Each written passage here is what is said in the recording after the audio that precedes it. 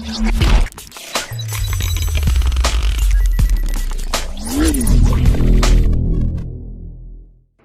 now take you to a point on the English coast for the first eyewitness account of the naval action.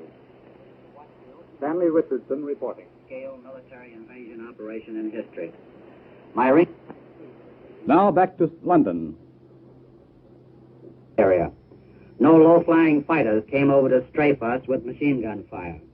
And no enemy vessels, not even one of their vaunted E-boats, came out to the attack. The officers and men with whom I rode wondered searchingly about this. They had been keyed up with some real German opposition, both from the air and the sea. Their trigger fingers were itching for a scrap, and they were a very disappointed lot at not getting it.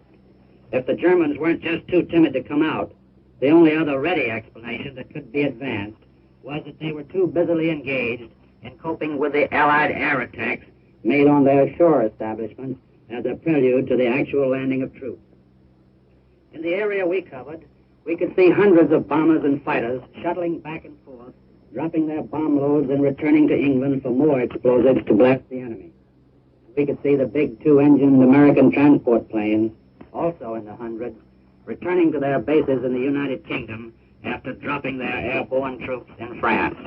Yes, Jerry had a lot to keep him busy last night and early today, but as far as the naval phase of our activity was concerned, not a shot was exchanged with the enemy while I was on the scene.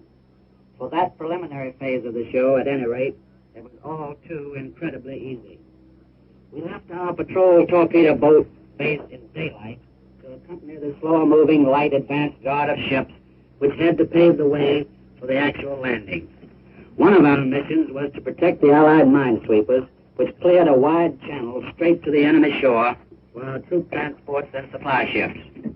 Long lines of ships of every description were discernible on the skyline, literally miles of craft in even columns converging upon the area in the channel marked for the concentration point for the actual invasion. Huge transports, tank landing ships, smaller troop landing craft, tankers and supply vessels of every kind, plodded doggedly along under lowering skies and laboring over heavy seas.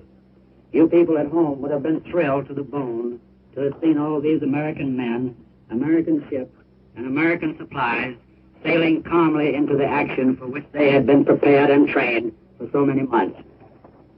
It was estimated that there were more than 4,000 ships of all kinds in the channel for this combined operation.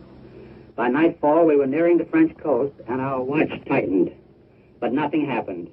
Even when a full, near moon, appearing fitfully from behind the clouds, gave our position away clearly to any enemy who may have been lying in wait for us.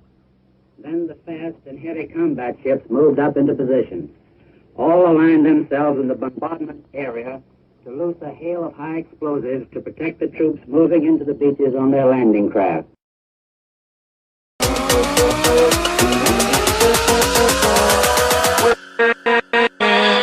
With